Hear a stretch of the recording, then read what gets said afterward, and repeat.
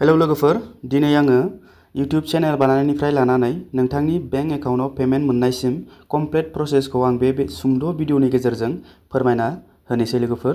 गोबाङानो सोंहरबाय थादोंमोन जे आदा गुगल एडसेन्स पिनआ माबायदि सौफैयो, बोरैहाय भेरिफिकेसनखौ कमप्लिट खालामनांगौ, बोरैहाय मा खालामनांगौ होननानै। फार्स्टआवनो नोंथाङा स्टेप बाय स्टेप फारसेनिफ्राय गुगल एडसेन्स पिन मोनफैजासिम, नोंथांनि बेंक एकाउन्टआव हाबफैजासिम आं बे भिडिअनि गेजेरजों खिन्थागोन। बेखौ सिगां नोंथाङा बुजिनानै मिन्थिनानै लाग्रो। अके, जुदि नोंथाङा इउटिउबनिफ्राय रां खामायनो लुबैयो, नाथाय इउटिउब चेनेल बानायनायनिफ्राय लानानै नोंथांनि बेंक एकाउन्टआव रां मोननायनि थार प्रसेसखौ मिथिया, अब्ला जोबजासिम बे भिडिअखौ नाय। दिनै आं गासै प्रसेसफोरखौ गोरलै रावाव फारि फारि खिन्थालांगोन लोगोफोर। अके, स्टेप नाम्बार 1, मोनसे चेनेल क्रिएट खालामनांगोन। गिबियावनो नोंथांनो मोनसे गुगल एकाउन्टनि गोनांथि जागोन, माने जिमेइलनि। बोरै जिमेइलखौ क्रिएट खालामो बिनि सायाव भिडिअ दंखायो डिसक्रिपसनाव, प्लेलिस्टआव। नोंथांमोना भिडिअ जोबनायनि उनाव भिजिट खालामनानै नायनो हागोन। दानिया नोंथांनि गुगल एकाउन्टजों इउटिउबआव साइन इन खालाम आरो बेखौ अप्टिमाइज खालाम।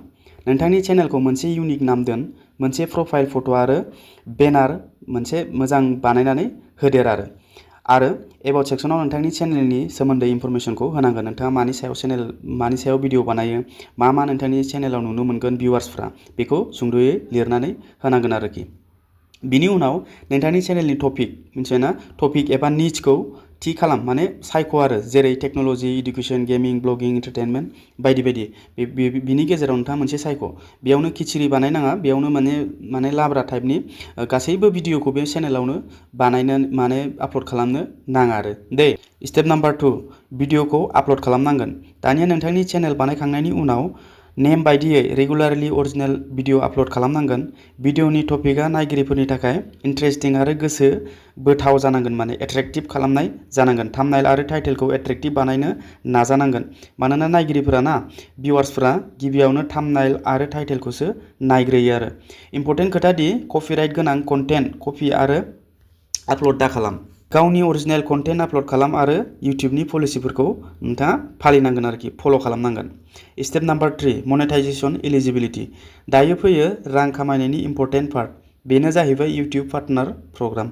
इउटिउबनिफ्राय एडभार्टाइजिं रेभिनिउ आर्न खालामनो थाखाय चेनेलखौ मनेटाइजेसननि रिक्वायर्ड एलिजिबिलिटि क्राइटेरिया मिट खालामनो गोनां जायो, जेरैहाय 1K subscriber complete, 4000 hours time complete, आरो जुदि नोंथाङा शर्ट्स भिडिअ बानायो, शर्ट्सआव 10 मिलियन भिउस नोंथाङा लाबोनांगोन, अब्ला नोंथाङा कमप्लिटलि फुल मनेटाइज जायो आरोखि। बिनिफ्राय एलिजिबिलिटि कमप्लिट जानायनि उनाव नोंथाङा इउटिउब पार्टनार प्रग्रामनि थाखाय एप्लाइ खालामनो हागोन आरो।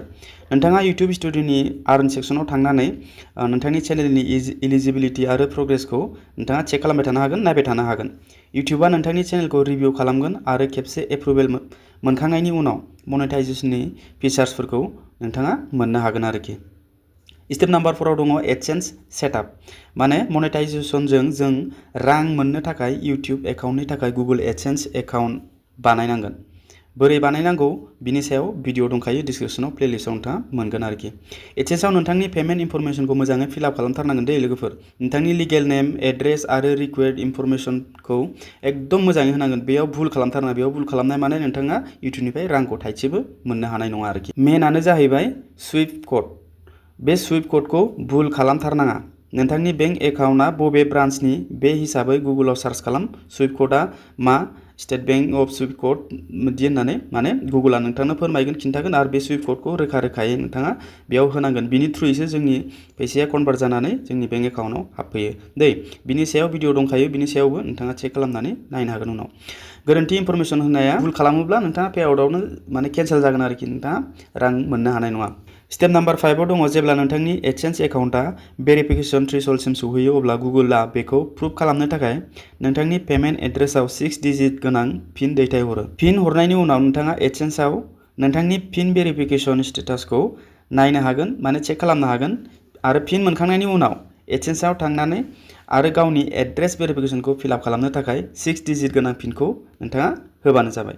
बोरै एड्रेस भेरिफाइ खालामो बिनि सायावबो भिडिअ दंखायो दै लोगोफोर। बिनि उनाव जेब्ला नोंथांनि एडसेन्सआव $100 एबा बिनिख्रुइ बांसिन जागोन, अब्ला प्रत्येक मासनि 21 निफ्राय लानानै 25 नि गेजेरावनो नोंथांनि बेंक एकाउन्टआव इउटिउबनि राङा क्रेडिट जायो आरोखि लोगोफोर, मिथिगौ ना?